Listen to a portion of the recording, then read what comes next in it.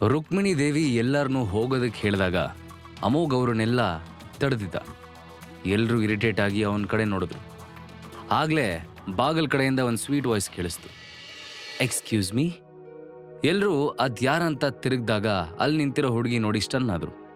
ಅಲ್ಲಿಗೆ ಬಂದಿದ್ದು ಬೇರೆ ಯಾರೂ ಅಲ್ಲ, ಯದ್ವಿಕಾ.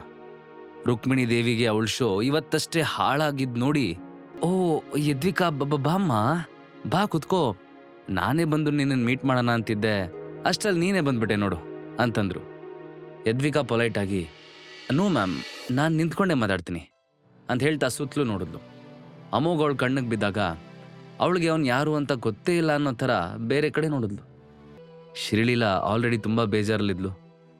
ಯದ್ವಿಕಾ ಸೀದಾ ಶ್ರೀಲೀಲಾ ಇದ್ದಲ್ಲಿಗೆ ಹೋಗಿ ಅವಳ ಕೈ ಹಿಡ್ಕೊಂಡು, ಪ್ಲೀಸ್ ಲೀಲಾ, ಇದಕ್ಕೆಲ್ಲ ನೀನೇನು ಬ್ಲೇಮ್ ಮಾಡ್ಕೊಳ್ಳೋ ಅವಶ್ಯಕತೆ ಇಲ್ಲ. ನಾನು ಆಲ್ರೆಡಿ ಏನಾಗಿದೆ ಅಂತ ಚೆಕ್ ಮಾಡಿದ್ದೀನಿ ಆ್ಯಂಡ್ ಆಗಿದ್ರಲ್ಲಿ ನಿನ್ನ ತಪ್ಪೇನೂ ಇಲ್ಲ ಅಂತ ಗೊತ್ತಾಗಿದೆ. ಯು ಆರ್ ಕಂಪ್ಲೀಟ್ಲಿ ಇನ್ನಸೆಂಟ್ ಅಂದ್ಲು. ಶ್ರೀಲೀಲಾ ನಂಬಿಕೆ ಬರದೆ, ಏನು ಹೇಳ್ತಿದೆ ಯದ್ವಿಕಾ, ನೀನು ಹೇಳ್ತಿರೋದು ನಿಜನಾ ಅಂತ ಆಶ್ಚರ್ಯದಿಂದ ಕೇಳಿದ್ಲು.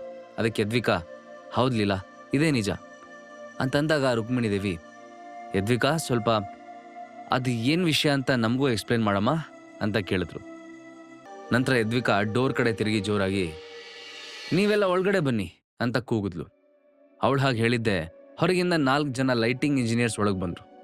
ಅವರನ್ನು ನೋಡಿದ್ದೆ ಪ್ರೀತಮ್ ಕಂಪ್ಲೀಟಾಗಿ ಬೆಚ್ಚಿಬಿದ್ದ. ಅವನ ಹಣೆ ಮೇಲೆಲ್ಲ ಬೆವರಿನ ಹನಿಗಳು ಮೂಡೋದಕ್ಕೆ ಶುರುವಾಯಿತು. ಅಷ್ಟರಲ್ಲಿ ಯದ್ವಿಕಾ, ಈಗ ಹೇಳಿ, ನಿಮಗೆ ಹೀಗೆಲ್ಲ ಮಾಡಿ ಅಂತ ಹೇಳಿದ್ಯಾರು? ಯಾಕೆ ನೀವು ನನ್ನ ಶೋನ ಹಾಳು ಮಾಡಿದ್ರಿ ಅಂತ ಕೇಳಿದ್ಲು.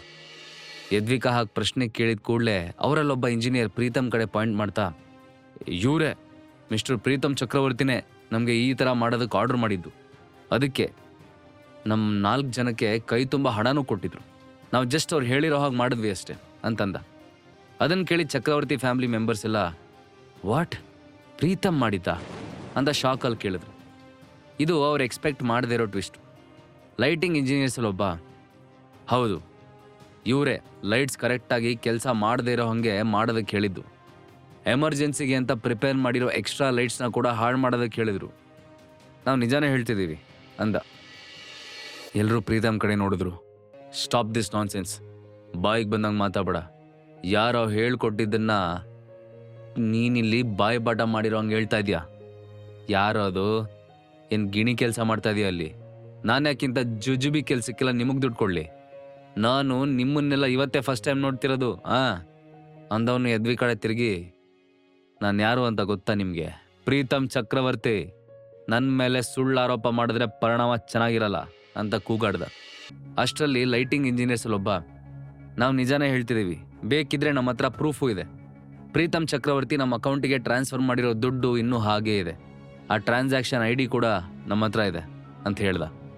ಅವನು ಹಾಗೆ ಹೇಳಿದ್ದೆ ಉಳಿದವರು ಕೂಡ ನನ್ನ ಹತ್ರನೂ ಇದೆ ಅಂತ ತಮ್ಮ ಮೊಬೈಲ್ಗಳು ತೋರಿಸಿದ್ರು.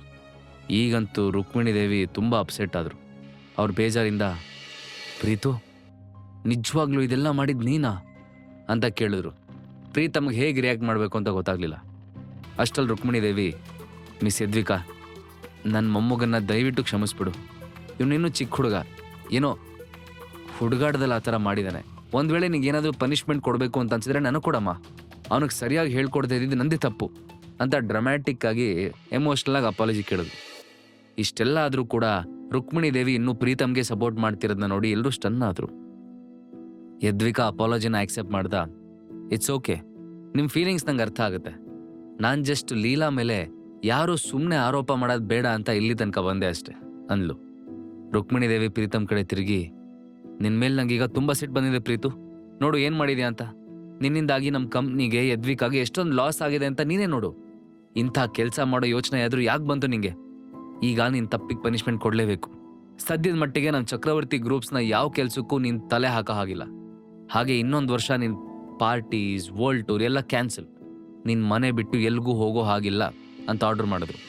ನಂತರ ಅವರು ಯದ್ವಿಕಾ ಕಡೆ ತಿರುಗಿ, ಈಗ ನಿಂಗೆ ಸಮಾಧಾನ ಆಯ್ತಾ ಯದ್ವಿಕಾ ಅಂತ ಕೇಳಿದ್ರು. ನಾನಿದನ್ನೆಲ್ಲ ಆಗೇ ಇಲ್ಲ ಅಂತ ಮರ್ತು ಬಿಡೋದಕ್ಕೆ ರೆಡಿ ಇದ್ದೀನಿ, ಆದರೆ ಅದಕ್ಕೆ ನಂದೊಂದು ಕಂಡೀಷನ್ ಇದೆ ಅಂದ್ಲು. ರುಕ್ಮಿಣಿ ದೇವಿ ಎಕ್ಸೈಟ್ ಆಗಿ, ಹಾ ಹೇಳು, ನಿನ್ನ ಕಂಡೀಷನ್ ಅದೇನೇ ಆಗಿದ್ರು ಅದನ್ನು ನೆರವೇರಿಸೋದಕ್ಕೆ ನಾನು ರೆಡಿ ಇದ್ದೀನಿ ಅಂದರು. ಯದ್ವಿಕಾ ಸುತ್ತಲೂ ನಿಂತಿರೋ ಜನರನ್ನ ಸ್ಕ್ಯಾನ್ ಮಾಡ್ತಾ, ಈ ಥರ ಇನ್ಯಾವತ್ತೂ ಆಗಬಾರ್ದು ಅಂದರೆ ಲೀಲಾನೇ ನನ್ನ ಮುಂದಿನ ಎಲ್ಲ ಪ್ರಾಜೆಕ್ಟ್ಸ್ಗೆ ಇನ್ಚಾರ್ಜ್ ಆಗಿರ್ತಾಳೆ. ನಾನು ಅವಳ ಜೊತೆ ಬಿಟ್ಟು ಇನ್ಯಾರ ಜೊತೆನೂ ವರ್ಕ್ ಮಾಡಲ್ಲ ಅಂತ ಹೇಳಿದ್ಲು. ನಿಮಗಿದು ಒಪ್ಪಿಗೆ ಇದ್ರೆ ಅಂದರೆ ಮಾತ್ರ ನಾವು ಮುಂದುವರಿಯೋಣ, ಇಲ್ಲಾಂದರೆ ನಾನು ಕಾಂಟ್ರಾಕ್ಟ್ನ ಈಗಲೇ ಕ್ಯಾನ್ಸಲ್ ಮಾಡ್ತೀನಿ ಅಂದ್ಲು. ರುಕ್ಮಿಣಿ ದೇವಿ ಇಮಿಡಿಯೇಟ್ ಆಗಿ ಓಕೆ ಓಕೆ ಓಕೆ ಓಕೆ ನನಗಿದು ಒಪ್ಪಿಗೆ ಇದೆ ಅಂದರು. ಅಷ್ಟಕ್ಕೂ ಅವ್ರ ಹತ್ರ ಈಗ ಸ್ಮೈಲ್ ಮಾಡೋದು, ಒಪ್ಪಿಗೆ ಕೊಡೋದನ್ನ ಬಿಟ್ಟು ಬೇರೆ ಆಪ್ಷನೂ ಇರಲಿಲ್ಲ. ಚಕ್ರವರ್ತಿ ಫ್ಯಾಮ್ಲಿ ಇಷ್ಟಕ್ಕೆ ಯದ್ವಿಕಾ ಮಾತುಗಳು ಮುಗಿದ್ವು ಅಂತ ಅಂದ್ಕೊಂಡು ಸಮಾಧಾನ ಮಾಡ್ಕೋತಿರ್ಬೇಕಾದ್ರೇ ಅಮೋಘ್ ಶ್ರೀಲೀಲಾ ಭುಜ ಬಳಸಿ ಮುಂದೆ ಬಂದ. ಈ ಮ್ಯಾಟ್ರು ಇನ್ನೂ ಮುಗುದಿಲ್ಲ. ಯದ್ವಿಕಾ ಎಲ್ಲ ಮರಿಬೋದು, ಬಟ್ ಇದರಿಂದ ರಿಯಲ್ ಆಗಿ ಹರ್ಟ್ ಆಗಿರೋದು ನನ್ನ ಹೆಂಡತಿ ಲೀಲಾಗೆ. ಪ್ರೀತಮ್ ನನ್ನ ಹೆಂಡತಿ ರೆಪ್ಯುಟೇಷನ್ ಹಾಳು ಮಾಡೋ ಕೆಲಸ ಮಾಡಿದ್ದಾನೆ. ಸೊ ಅವನು ನನ್ನ ಹೆಂಡತಿ ಹತ್ರ ಕ್ಷಮೆ ಕೇಳಬೇಕು ಅಲ್ವಾ ಅಜಯ್ ಅಂತ ರುಕ್ಮಿಣಿ ದೇವಿ ಅವರನ್ನು ನೋಡ್ತಾ ಹುಬ್ಬು ಹಾರಿಸ್ದ. ಅವ್ರ ಮುಖ ಇಳಿದು ಹೋಗಿತ್ತು. ಅಮೋಘ್ ಹೇಳಿದ್ ಕೇಳಿ ಪ್ರೀತಮ್, ವಾಟ್, ನಾನು ಕ್ಷಮೆ ಕೇಳಬೇಕಾ? ನೋ ವೇ ಅಂತ ಕಿರಿಚಿದಾಗ ಅಮೋಘ್ ಮುಖ ಬಿಗಿದ್ಕೊಂತು. ತಪ್ಪು ಮಾಡಿದ್ಯಾ ಅಂದಮೇಲೆ ಕ್ಷಮೆ ಕೇಳಲೇಬೇಕು ಅಂತ ಅವನು ಡೀಪ್ ವಾಯ್ಸಲ್ಲಿ ಹೇಳಿದಾಗ ಅಲ್ಲಿದ್ದವರೆಲ್ಲ ಒಮ್ಮೆ ನಡುಗಿದ್ರು. ರುಕ್ಮಿಣಿ ದೇವಿ ತಮ್ಮ ಎಂದಿನ ಗತ್ತು ಬಿಡದೆ ಕ್ಷಮೆ ಕೇಳೋ ಅವಶ್ಯಕತೆ ಏನಿಲ್ಲ, ಎಲ್ಲರೂ ಒಂದೇ ಫ್ಯಾಮ್ಲಿಯವರು ತಾನೇ ಅಂತ ಪ್ರೀತಮ್ನ ಪ್ರೊಟೆಕ್ಟ್ ಮಾಡೋದಕ್ಕೆ ನೋಡಿದ್ರು. ಅಮೋಘ್ಗೆ ಇವಾಗ ತಡೆಯೋಕ್ಕಾಗಲಿಲ್ಲ. ಅವನು ಕೊಂಕ್ ನಗು ನಗ್ತಾ, ಹೇಯ್ ವಾ ಅಜ್ಜಿ, ನೀವೆಲ್ಲ ಒಂದೇ ಫ್ಯಾಮ್ಲಿ ಅಂತ ಈಗ ನೆನಪಾಯ್ತಾ ನಮಗೆ? ಅವನು ಕ್ಷಮೆ ಕೇಳದೆ ಇದ್ರೆ ಇಲ್ಲಾಗದೆ ಬೇರೆ ಅಂದ. ಪ್ರೀತಮ್, ಏನೋ ಮಾಡ್ತೀಯಾ? ಏನು ಮಾಡ್ತೀಯಾ ಅಂತ ಅಗ್ರೆಸಿವ್ ಆಗಿ ಕೇಳಿದ್ ನೋಡಿ ಅಮೋಘ್, ನಿನಗೆ ಸ್ವಲ್ಪನೂ ನಾಚಿಕೆ ಆಗ್ತಿಲ್ವೇನೋ? ಮಾಡೋದೆಲ್ಲ ಮಾಡಿಬಿಟ್ಟು ಇಷ್ಟೊಂದೆಲ್ಲ ಮಾತಾಡ್ತೀಯಲ್ಲ ಅಂದ. ಆದರೆ ಅಷ್ಟರಲ್ಲಿ ರುಕ್ಮಿಣಿ ದೇವಿ ಅವರು ಪ್ರೀತಮ್ ಕೆನ್ನೆಗೆ ಒಂದು ಹೊಡೆದಿದ್ರು. ನಮ್ಮ ಕಂಪ್ನಿ ಮರ್ಯಾದೆ ಮಣ್ಪಾಲ್ ಮಾಡಿರೋ ನಿನ್ನ ಹತ್ರ ನಾನು ತಾಳ್ಮೆಯಿಂದ ನಡ್ಕೊಳ್ಳಿದ್ದೇ ಜಾಸ್ತಿ. ಈಗ ನೀನಿನ್ನೂ ದೊಡ್ಡ ಮೆಸ್ ಕ್ರಿಯೇಟ್ ಮಾಡೋದಕ್ಕೆ ಹೊರಟಿದ್ಯಾ, ಬೇಗ ಕ್ಷಮೆ ಕೇಳ್ಬಿಡು ಅಂತ ಅಬ್ಬರಿಸಿದ್ರು. ರುಕ್ಮಿಣಿ ದೇವಿ ಅಷ್ಟೊಂದು ಕೋಪ ಮಾಡ್ಕೊಂಡಿದ್ದನ್ನ ಪ್ರೀತಮ್ ಯಾವತ್ತೂ ನೋಡೇ ಇರಲಿಲ್ಲ. ಸೊ ಅವ್ನ ಕೆನ್ನೆ ಮೇಲೆ ಕೈ ಇಟ್ಕೊಂಡು ಶ್ರೀಲೀಲಾ ಕಡೆ ತಿರುಗಿದಾಗ ಅಮೋಘ್, ಕರೆಕ್ಟಾಗಿ ಕ್ಷಮೆ ಕೇಳಪ್ಪ, ಕರೆಕ್ಟಾಗಿ ಕೇಳು ಅಂತ ನೆಲದ ಕಡೆ ಸನ್ನೆ ಮಾಡಿ ತೋರಿಸ್ದ. ಅಷ್ಟಲ್ಲಿ ಪ್ರೀತಮ್ ಬೇರೆ ದಾರಿ ಇಲ್ಲದೆ ಮಂಡಿಯವ್ರು ಕೂತಿದ್ದ. ಐ ಆಮ್ ಸಾರಿ ಲೀಲಾ ಅಂದ. ನಾನು ಬಂದು ಕೆಲಸ ಮುಗೀತು. ಲೀಲಾ ಸಪೋರ್ಟಿಗೆ ಯಾರೂ ಇಲ್ಲ ಅಂತ ಅವಳನ್ನು ತೊಳೆಯೋದಕ್ಕೆ ನೋಡ್ಬೇಡಿ.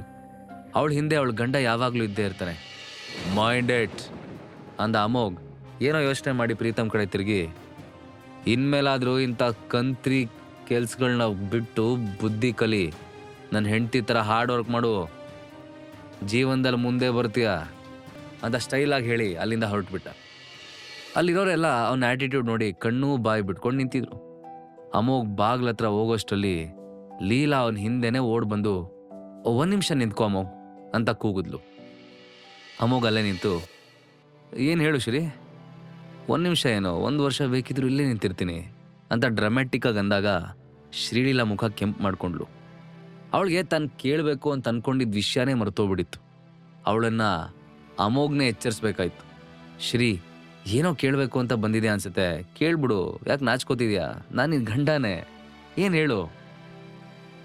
ಆವಾಗ ಶ್ರೀಲೀಲಾ ಎಚ್ಚೆದ್ಕೊಂಡು, ಹೀಗೆಲ್ಲ ತರಲೆ ಮಾಡಿ ಮಾತು ಮರೆಸ್ಬೇಡ, ಮೊದಲು ನೀನು ಇಲ್ಲಿಗೆ ಹೇಗೆ ಬಂದೆ ಅನ್ನೋದನ್ನ ಹೇಳು ಅಂದ್ಲು.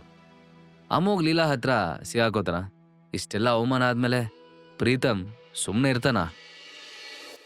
ಹಾಗಾದ್ರೆ ಈಗಲೇ ಡೌನ್ಲೋಡ್ ಮಾಡಿ ಪಾಕೆಟ್ FM ಮತ್ತು ಕೇಳಿ ಅರಸು.